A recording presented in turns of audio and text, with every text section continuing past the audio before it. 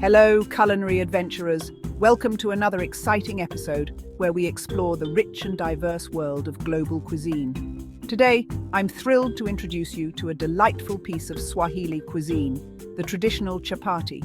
This flatbread is a staple in many East African households and is cherished for its simplicity and versatility. Trust me, once you try this, your kitchen will never be the same. The aroma, the texture, and the taste will transport you straight to the heart of Swahili culture. Firstly, let's talk ingredients.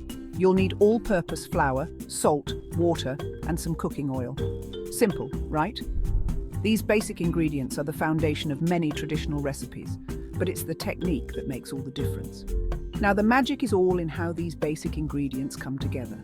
The process of making chapati is almost meditative, allowing you to connect with the food on a deeper level. Step 1. In a large bowl, combine 2 cups of flour with a pinch of salt. This simple mixture is the beginning of our culinary journey. Gradually add water and begin to mix.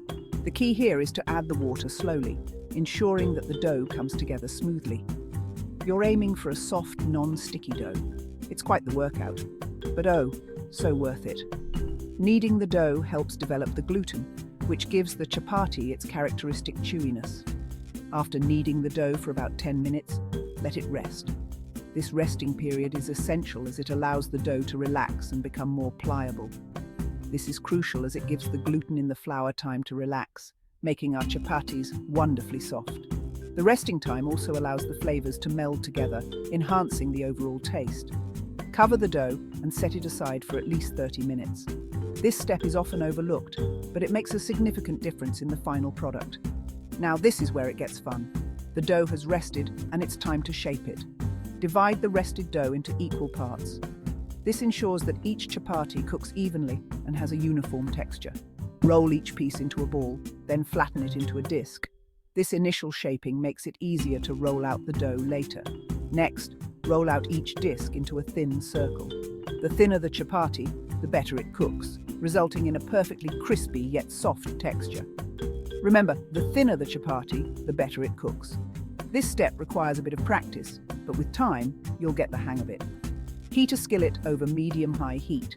The right temperature is crucial for achieving that perfect golden brown color. Place the rolled-out dough onto the hot skillet. You'll hear a satisfying sizzle as the dough hits the pan. You'll see it start to bubble up. That's a good sign. These bubbles indicate that the chapati is cooking evenly and developing those lovely layers. Flip it after about a minute, drizzle a bit of oil around the edges, and cook until both sides are golden brown with those lovely charred spots. The oil adds a beautiful sheen and enhances the flavor. And there you have it, a stack of warm, fluffy chapatis ready to be devoured. The sight of these golden discs is enough to make anyone's mouth water. Serve them hot with a curry or stew, or even wrap them around some grilled veggies or meat.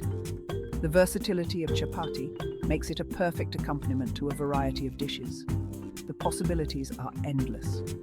You can get creative with your fillings and pairings, making each meal a unique experience. Cooking chapatis is more than just following a recipe. It's about bringing a piece of Swahili culture into your home. It's a way to connect with a rich culinary tradition that has been passed down through generations. Each roll, each flip, infuses your food with love and tradition. The process is as important as the final product, and it's a beautiful way to honor the culture. So, roll up your sleeves and let's make magic in the kitchen together. Embrace the joy of cooking and the satisfaction of creating something truly special. Thank you for joining me on this delicious journey. I hope you enjoyed learning about Swahili chapati as much as I enjoyed sharing it with you. If you enjoyed this recipe, don't forget to like, share, and subscribe for more tasty adventures. Your support helps us bring more exciting recipes to your kitchen. Until next time, happy cooking. May your kitchen be filled with the warmth and love of Swahili cuisine.